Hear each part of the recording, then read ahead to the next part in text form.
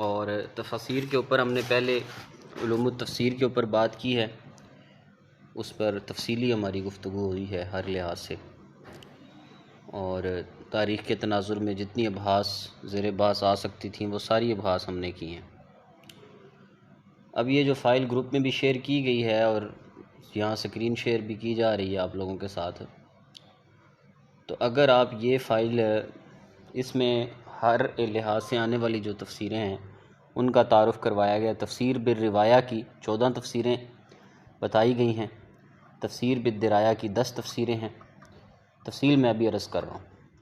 اسی طرح احکام القرآن کے اوپر 11، ٹھیک ہے جی، اور قرآن کریم کی ترکیب جس کو ہم نظم قرآن کہتے ہیں اس کے اوپر 10 تفسیریں جو ہیں وہ بیان کی گئی ہیں، اور اسی طریقے سے پھر اس کے بعد جو ہے وہ غریب القرآن، غرائب القرآن کے اوپر، یعنی قرآن کے جو الفاظ ہیں ان کی تشریحات کے حوالے سے، اور پھر اسباب نزول کے اوپر، اور اسی طریقے سے جو ہے وہ قرآن پاک کی ناسخ و منسوخ روایات ہیں، ربط قرآن ہے، پھر مفسرین کے طبقات کے اعتبار سے کتابیں ہیں، متشابہات القرآن پہ، تو ہر اعتبار سے جو ہے وہ جو اہم اور ضروری جتنا بھی مواد ہے، جو تفسیریں ہیں، تو وہ تفصیل کے ساتھ یہاں پر بیان کی گئی ہیں۔ تو اگر آپ ان کو تیار کر لیتے ہیں، ایک مرتبہ تھوڑا سا زور لگے گا آپ لوگوں کا، لیکن اگر آپ زور لگا لیں تھوڑا سا اور ان کو تیار کر لیں تو انشاءاللہ تعالی آپ سمجھیں کہ جو بھی اسلامک اسٹڈیز کا جو بھی پیپر ہوتا ہے، جو بھی پیپر آتا ہے، تو وہ پیپر اس کا جو سب سے بڑا حصہ ہوتا ہے نا، وہ تفاسیر کے اوپر ہوتا ہے، یعنی ایک بڑا حصہ جو اس کا ہوتا ہے وہ تفاسیر کے حوالے سے ہوتا ہے۔ اور اگر آپ کو یہ ساری تفاسیر کی ترتیب سمجھ میں آ جائے، اور ان میں سے اکثر تفاسیر وہ ہیں 90% جو کہ عربی ہیں، تو آپ کے تمام مسائل حل ہو جاتے ہیں۔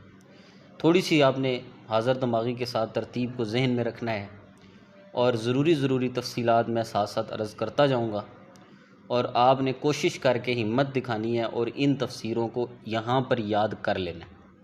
اگر یہ یہاں پہ آپ کو یاد ہو گئیں تو سمجھیں کہ یہ آپ کا لائف ٹائم پرابلم حل ہو گیا۔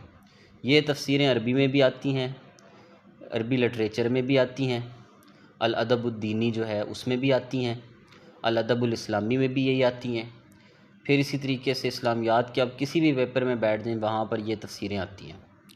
تو آپ ایک مرتبہ ہی اس کو یاد کر لیں، اور کوئی لمبا چوڑا قضیہ نہیں ہے، مختصر ہے، اور ترتیب سمجھنی ہے اور یاد کرنا ہے۔ تو سب سے پہلے ہم آتے ہیں تفسیر بالروایہ کے اوپر۔ تفسیر بالروایہ کا کیا مطلب ہے جی؟ روایہ جیسا کہ نام سے ظاہر ہے روایت سے ہے۔ ایک ہوتی ہے روایت اور ایک ہوتی ہے درایت۔ درایت دریہ سے عقل کو کہتے ہیں، اور روایت روایہ سے نقل کو کہتے ہیں۔ تو تفسیر بالروایہ سے مراد وہ تفسیریں ہیں جو کہ نقلی تفسیریں ہیں، منقولی تفسیریں ہیں۔ پھر ان منقولاتی تفسیروں میں 2 طرح کی تفسیریں ہوتی ہیں۔ ایک وہ ہوتی ہیں کہ جس میں نقل کے ساتھ ساتھ روایت بھی ہوتی ہے اور روایت کے ساتھ درایت بھی ہوتی ہے، اور ایک وہ ہے جو بالکلیہ طور پہ روایت پہ مشتمل ہے، یعنی کہ تفسیر القرآن بالقرآن، بالحدیث، بالآثار صحابہ اور بالسلف والصالحین۔ اس سے باہر نہیں جانا انہوں نے یہیں پہ رہنا ہے، یہیں پہ رہ کے انہوں نے تفسیر کرنی ہے۔ تو ایسی تفسیریں جو ہیں جو زیادہ مشہور ہیں اور جو ہماری علوم کا حصہ ہیں، آتی ہیں اکثر، وہ 14 تفسیریں ہیں۔ سب سے پہلی تفسیر ہے جی جامع البیان فی تفسیر القرآن۔ سب سے مزے کی اس میں بات یہ ہے کہ یہ جو ترتیب قائم کی گئی ہیں تفسیروں کی، اس کو سن کے اعتبار سے ترتیب دیا گیا ہے۔ جو پہلے لکھی گئی ہیں وہ پہلے، اور جو بعد میں لکھی گئی ہیں وہ بعد میں ہیں۔ اس لحاظ سے ہم ان کو ادوار کی ترتیب بھی کہہ سکتے ہیں، یعنی تاریخ کے تناظر میں تفسیر بالروایات عبر العصور، زمانے کے لحاظ سے جو لکھی گئی وہ کون سی اور کس ترتیب پر لکھی گئی ہیں۔ اگر آپ ان کو ترتیب سے یاد رکھیں گے تو آپ کو یہ بھی بتانا آسان ہو جائے گا کہ عصر عباسی میں تفسیر پہ کیا کام ہوا، اس کے بعد جو ہے عثمانی دور میں کیا کام ہوا، منگولوں کے زمانے میں کیا کام ہوا، یہ بتانا بھی آپ کے لیے آسان ہو جائے گا، مشکل نہیں رہے گا۔ پھر آپ کوئی سا بھی MCQs پیپر اٹھائیں گے نا تو آپ کو یہ چیزیں بالکل ایزی ایسے حلوے کی طرح لگیں گی، کوئی مشکل نہیں ہے یہ۔ دیکھیں جی، جامع البیان فی تفسیر القرآن، یہ تفسیر طبری ہے، مشہور تفسیر طبری، جس کا مصنف امام ابن جریر الطبری ہے۔ 310 ہجری کے اندر اس کی وفات ہوئی ہے، اور یہ عصر عباسی کا مشہور عالم ہے، طبرستان علاقہ ہے اس کا، ٹھیک ہے جی۔ اور اس کی جو تفسیر ہے وہ ابتدائی مصادر میں شمار کی جاتی ہے، ضخیم ہے۔ اس کے بعد ہے جی تفسیر القرآن العظیم۔ تفسیر القرآن العظیم بنیادی طور پر دو طرح کی ہیں، ایک تفسیر ابن کثیر ہے، امام ابن کثیر کی بھی تفسیر القرآن العظیم ہے، لیکن وہ 7ویں صدی ہجری کی ہے، اور ایک تیسری صدی ہجری میں تفسیر القرآن العظیم لکھی گئی جو کہ امام ابن ابی حاتم الرازی کی ہے، اور ان کی وفات 327 ہجری میں ہوئی تھی۔ تو یہ تفسیر القرآن العظیم یہ بھی صریحاً جو ہے وہ منقولی تفسیر ہے۔ بحر العلوم، امام ابو اللیث سمرقندی، یہ قاضی تھے بہت بڑے سمرقند کے، اور نام ان کا تھا ابو اللیث، یہ بھی عصر عباسی میں ہوئے ہیں۔ ان کی تفسیر کا نام بحر العلوم ہے، مختصر ہے۔ الکشف والبیان، امام ثعلبی کی الکشف والبیان جو ہے یہ بالکل منقولی ہے لیکن مختصر ہے۔ النکت والعیون، امام ماوردی رحمہ اللہ، ٹھیک ہے جی، اور ان کا تعلق اندلس کے ساتھ ہے، لیکن چونکہ یہ عباسی دور میں ہی ہوئے ہیں، 450 ہجری جو ہے وہ ان کی وفات ہے۔ الوسیط فی تفسیر القرآن المجید، یہ جو الکشف والبیان، النکت والعیون اور الوسیط ہیں، یہ مطلب ہمارے ہاں کم استعمال ہوئی ہیں، نہیں آتی پیپروں میں زیادہ۔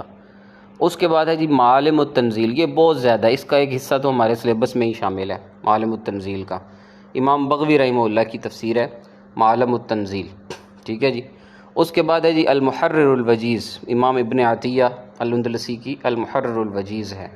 زاد المسیر، علامہ ابن جوزی کو کل بھی ہم نے پڑھا تھا کہ ابن جوزی نے جو ہے وہ اصول قرآن کے اوپر بھی بہت کام کیا ہے، کل میں نے ان کی 3 کتابیں آپ کو اصول قرآن پہ بتائی تھیں۔ تو زاد المسیر جو ہے، زاد المسیر بھی پڑھتے ہیں، یہ علامہ ابن جوزی رحمہ اللہ کی ہے۔ اب وہ تفسیر آ گئی، تفسیر ابن کثیر، جس کا میں نے پہلے حوالہ دیا، اس کو تفسیر القرآن العظیم بھی کہتے ہیں اور تفسیر ابن کثیر بھی کہتے ہیں، اور یہ حافظ ابن کثیر رحمہ اللہ کی ہے، جو کہ 774 ہجری میں جو ہے وہ جن کی وفات ہے۔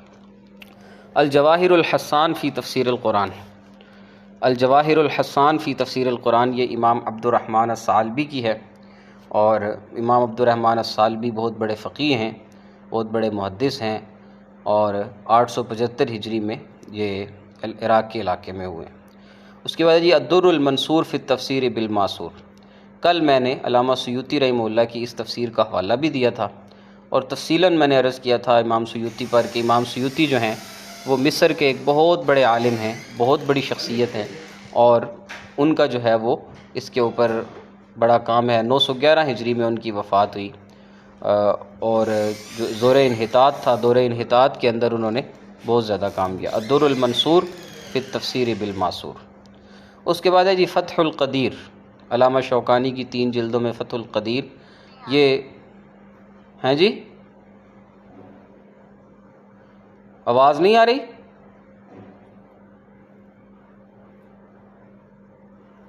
ہاں جی، آواز آ رہی ہے؟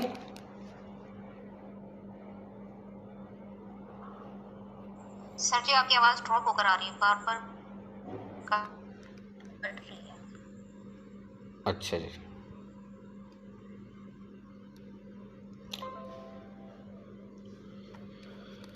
جی دیکھیے گا جی، یہ ہے جی فتح القدیر، امام شوکانی کی ہے، اور امام شوکانی عصر حاضر کے بہت بڑے مفسر ہیں، مصر سے ان کا تعلق ہے، اور 1250 ہجری میں ان کی وفات ہوئی۔ اس کے بعد ہے جی فتح البیان فی مقاصد القرآن، یہ تفسیر اگرچہ منقولی ہے لیکن اس کے اندر زیادہ تر علوم القرآن کی مباحث بیان کی گئی ہیں۔ یہ نواب صدیق حسن خان قنوجی جو ہیں، جن کا تعلق بر صغیر سے تھا، ان کی ایک مختصر تفسیر ہے فتح البیان فی مقاصد القرآن، تو یہ بھی اس کے اندر شامل ہے۔ تو گویا یہ 14 تفسیریں ہیں، جامع البیان فی تفسیر القرآن، تفسیر القرآن العظیم، بحر العلوم، الکشف والبیان، النکت والعیون، الوسیط، معالم التنزیل، المحرر الوجیز، زاد المسیر، تفسیر ابن کثیر، الجواہر الحسان فی تفسیر القرآن، الدر المنصور فی التفسیر بالماسور، فتح القدیر اور فتح البیان فی مقاصد القرآن۔ تو یہ تفسیر بالروایہ کے اوپر مشہور جو تفسیریں ہیں وہ یہ تفاسیر ہیں۔ اب آ جاتے ہیں جی تفسیر بالدرایا پہ، معقولی تفسیریں، جو زیادہ تر ایسی تفسیریں کہ جن کے اندر تفسیر کرتے ہوئے لغہ کے لحاظ سے لغات کو دیکھا گیا ہے، اور زیادہ تر لغوی ابحاث کی گئی ہیں، نحوی ابحاث کی گئی ہیں، بلاغہ کے اعتبار سے ابحاث کی گئی ہیں، تو اس سینس میں جو تفسیریں لکھی گئی ہیں۔ لیکن یہ وہ تفسیریں یاد رکھیے گا کہ تفسیر بالدرایا کی بھی دو قسمیں ہیں۔ ایک ہے تفسیر بالدرایا جو کہ یعنی صحیح، اور ایک ہے تفسیر یعنی اس تفسیر بالدرایا کو ہم تفسیر بالرائے بھی کہہ سکتے ہیں۔ اور تفسیر بالرائے پھر آگے دو طرح کی ہے، تفسیر بالدرایا بالصواب، یعنی وہ تفسیر بالدرایت کہ جو کہ یعنی جس کا کنسیپٹ جو ہے وہ صواب ہے، صحیح ہے، بالکل درست ہے، اور وہ مطلب اجتماعی جو مکتبہ فکر نقطہ نظر ہے اس سے ہٹا ہوا نہیں ہے۔ اور دوسرے وہ ہیں کہ جو عقل کے تحت انہوں نے تفسیریں تو کی ہیں، لیکن ان تفسیروں کے اوپر وہ جو ہے وہ جو مجموعی مکتبہ فکر ہے، جو مجموعی نقطہ نظر ہے، اس سے وہ ہٹے ہوئے لوگ ہیں، جیسے کہ معتزلہ وغیرہ۔ تو لہٰذا مفاتیح الغیب، امام رازی رحمہ اللہ کی مفاتیح الغیب، جس کو ہم تفسیر کبیر بھی کہتے ہیں، یہ 606 ہجری کے اندر امام رازی کی وفات ہے۔ تو مفاتیح الغیب یہ تفسیر بالدرایت کا پہلا بہترین نمونہ ہے، مفاتیح الغیب امام رازی کی ہے۔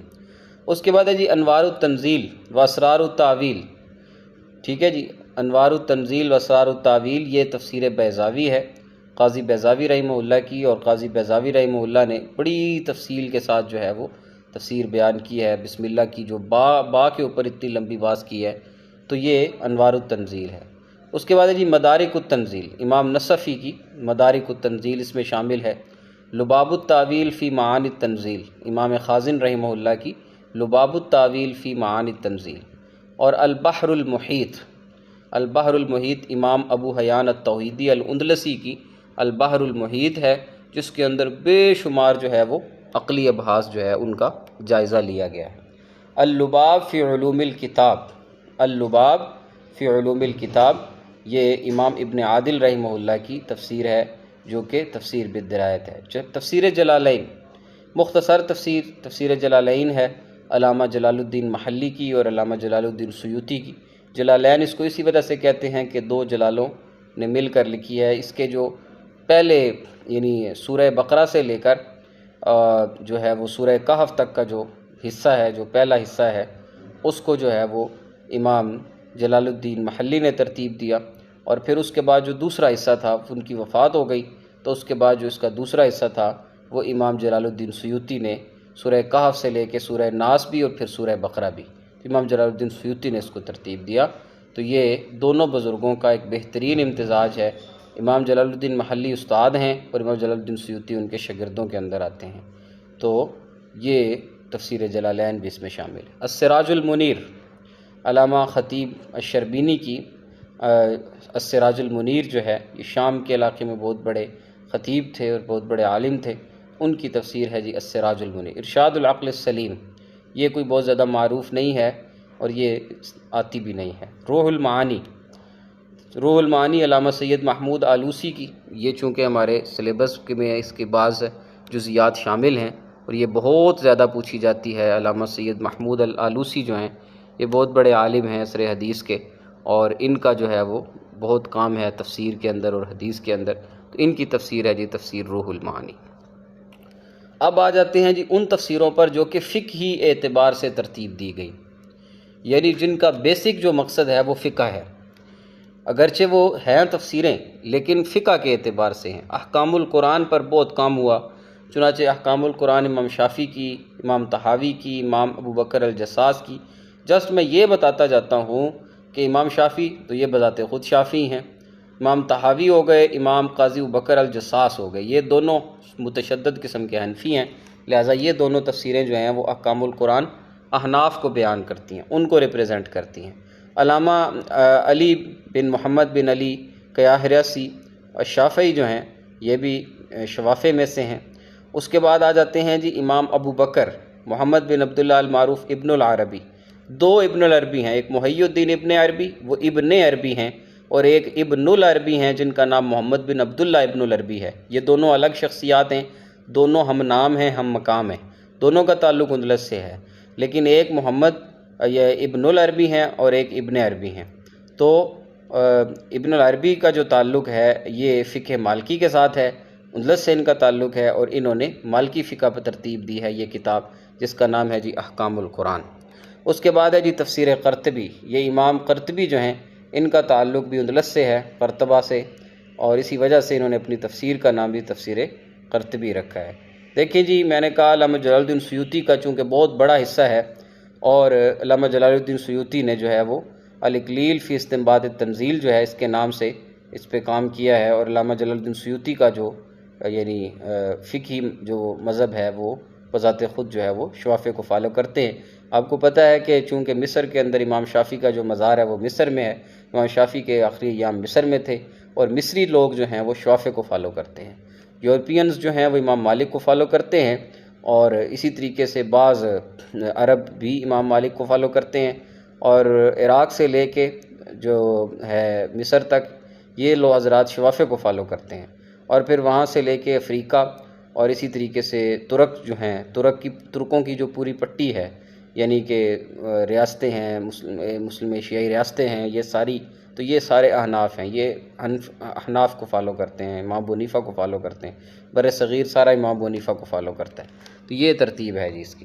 اس کے بعد ہے یہ تفسیرات الحمدیہ۔ کل بھی بات ہوئی تھی کہ اس کے اندر جو ہے وہ علوم القرآن کے مضامین، ملا جیون رحمہ اللہ جو کہ بر صغیر کے بہت بڑے عالم تھے، ملا جیون، اور ملا جیون کا جو تعلق تھا وہ تھا اپنا شاہ جہان کا دور تھا۔ ملا جیون رحمہ اللہ شاہ جہان کے زمانے میں ہوئے ہیں، اور جو اورنگزیب عالمگیر ہے یہ ملا جیون کے شاگردوں میں سے تھا۔ دہلی کی جامع مسجد جو تھی اس میں قاضی ملا جیون جو ہے وہ خطیب تھے، عالم تھے، اور ان کا تعلق یہاں سے تھا، اور التفسیرات الاحمدیہ کے نام سے جو ہے وہ انہوں نے جو احناف کے جو فقہی مسائل لکھوائے ہیں تو یہ سارے جمع کیے گئے ہیں جی تفسیرات الاحمدیہ کے نام سے۔ اس کے بعد ہے جی احکام القرآن۔ احکام القرآن جو ہے یہ ہمارے بہت سارے جو ہے وہ بر صغیر کے علماء نے لکھی ہے، جس میں علامہ ظفر احمد عثمانی جو کہ علامہ شبیر عثمانی کے بھائی ہیں، مفتی محمد شفیع مفتی تقی کے والد، مولانا محمد ادریس کاندلوی، اور اس طرح مفتی جمیل احمد تھانوی وغیرہ حضرات نے احکام القرآن کے نام سے قرآن مجید کے جو ہے وہ احکام کے اوپر مختلف تفسیریں جو ہیں وہ مرتب کی ہیں۔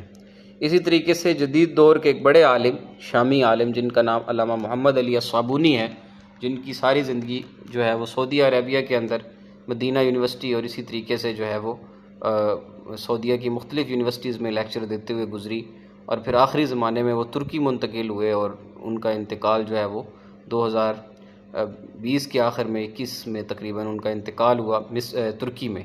انہوں نے تفسیر پہ بہت کام کیا، چنانچہ روائع البیان فی تفسیر آیات الاحکام کے نام سے جو ہے وہ علامہ صابونی کا کام ہے، علامہ صابونی نے کام کیا، اور یہ جو ہے وہ حنابلہ میں سے تھے، حنبلی تھے۔ سعودی جو ہیں یہ حنبلی ہیں، سعودی جو ہیں وہ حنابلہ کو فالو کرتے ہیں۔ اس کے علاوہ جو ہے وہ سعودی کے ساتھ ساتھ جو UAE ہے، قطر وغیرہ، یہ بھی زیادہ تر جو ہے وہ حنابلہ کو فالو کرتے ہیں۔ تو انہوں نے روائع البیان فی تفسیر آیات الاحکام کے اعتبار سے جو ہے وہ اس پر کام کیا ہے۔ تو آج جو آپ لوگوں کے ذمے ہے، یہ میں نے آپ لوگوں کو ایسے چھوڑنا نہیں ہے، کیونکہ یہ میں نے آپ کو یہاں یاد کروا کے چھوڑنی ہے، اس کے بعد پھر ہم آگے چلیں گے۔ یہ آپ لوگوں کے ذمے آج صرف اور صرف جو ہے تفسیر بالروایہ کی 14 تفسیریں ہیں جی، اور اس کے ساتھ ساتھ تفسیر بالدرایت کیا ہوتی ہے، اور تفسیر بالدرایت کی یہاں جو ہے وہ صرف آپ لوگوں کو 10 تفسیریں یہ دی گئی ہیں، اور اسی طریقے سے احکام القرآن کی جو ہے وہ 11 تفسیریں یا کتابیں آپ کہہ سکتے ہیں یہ دی گئی ہیں۔ ان کو آپ نے اچھے طریقے سے یاد کرنا ہے، اور یہ بنیادی چیزیں ہیں، یہ آپ کی چلتی رہنی ہیں۔ تو ایک بار آپ اگر یاد کر لیں گے، پھر آپ کوئی بھی ہم MCQs کی کتاب جب شروع کروائیں گے تو آپ کے لیے وہ مشکل نہیں ہوگی، وگرنہ یہ ساری تفسیریں جب آپ وہاں MCQs کی شکل میں یاد کریں گے تو وہاں آپ مکس بھی ہوں گے، پریشان بھی ہوں گے، سمجھ بھی نہیں آئے گی۔ اب یہاں آپ کو سمجھ بھی آ رہی ہے کہ کون سی تفسیر کا تعلق کس سکول آف تھاٹ سے ہے، کون سی تفسیر کس دور میں لکھی گئی، کس عالم کی ہے، اس عالم کا مسلک کیا تھا، اس عالم کا تعلق کہاں سے ہے، اس عالم کی خصوصیت کیا ہے۔ میں سارا ساتھ ساتھ بتا رہا ہوں، اس لیے بتا رہا ہوں تاکہ آپ لوگوں کے لیے آسانی ہو جائے یہیں پہ۔ تو اگر آپ اس ترتیب سے اس کو یاد کرتے ہیں تو انشاءاللہ تعالیٰ یہ آپ کے لیے بہت آسانی ہو جائے گی۔ باقی یاد آپ نے کرنا ہے۔ جزاکم اللہ۔